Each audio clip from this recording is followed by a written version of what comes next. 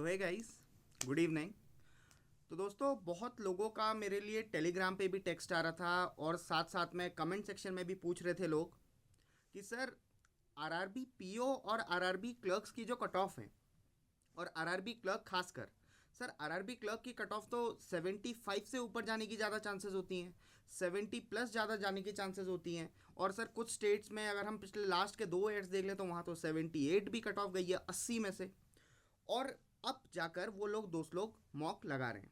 अब जब वो मॉक लगा रहे हैं तो उनके केस में हो क्या रहा है, उनके 65 मार्क्स आ रहे हैं, वो टेक्स्ट बुक से दे रहे हैं तो 65 आ रहे हैं, ऑलिव बोर्ड से दे रहे हैं तो 70 आ रहे हैं, स्मार्ट कीड़ा से देख रहे हैं तो 55 और 60 आ रहे हैं, प्रैक्टिस मॉक से दे रहे हैं तो आगे अलग मार्क्स आ रहे हैं।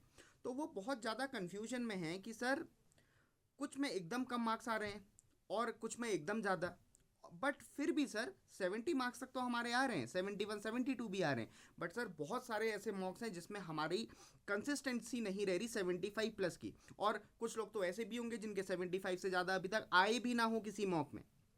तो इस केस में दोस्तों मैं यहाँ पर बात करना चाहूँगा। देखिए, जब आप एग्ज़ाम देते हैं और जब आप मॉक देते हैं, दोनों में डिफरेंस होता है। वो क्या डिफरेंस है कि जो पेपर का लेवल होता है वो यूजुअली ईजियर होता है एज कंपेयर टू जो हम मॉक्स दे रहे हैं उनसे।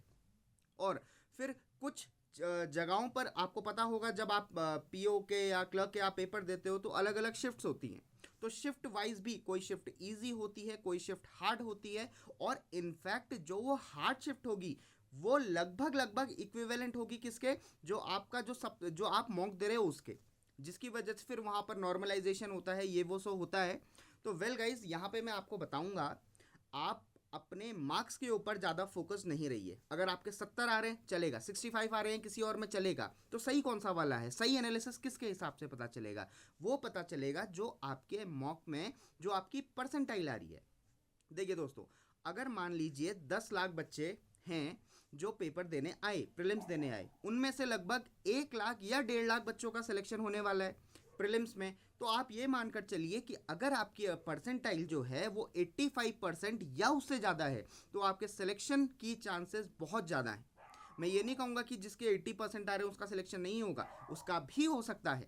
बट जो मेन चीज़ है जिससे आप एनालिसिस कर सको कि आपकी तैयारी कैसी चल रही है, that will be dependent upon जो आपका परसेंटाइल आ रही है इन सभी मॉक्स में। अगर आपकी परसेंटाइल हर मॉक में 90 से अब आ रही है या 90 के बहुत पास आ रही है तो आप एक अच्छी डायरेक्शन में हैं। बट वहीं अगर मैं कहूँ, एक ऐसा बच्चा जिसकी 75 से कम परसेंटाइल आ रही है, उसके लिए थोड़ी सी दिक्कत की बात है, क्योंकि मैं इस बार देख रहा हूँ पेपर का जो लेवल है मॉक्स में वो काफ़ी अच्छा कर दिया है इन लोगों ने, मतलब काफ़ी टफ कर दिया है प्रीवियस ईयर के कंपैरिजन में। तो दोस्तों यही मेरे को बताना था। अगर आपके 70 मार्क्स आ रहे हैं और आपकी परसेंटाइल 95 है तो उससे ज़्यादा आपको क्या चाहिए, 70 marks is sufficient for that mock. हाँ, पेपर में क्योंकि पेपर का लेवल फिर भी कंपैरेटिवली थोड़ा सा ईजियर होगा तो वो 70 से 75 आप ऑब्वियसली आप पहुंच पाएंगे।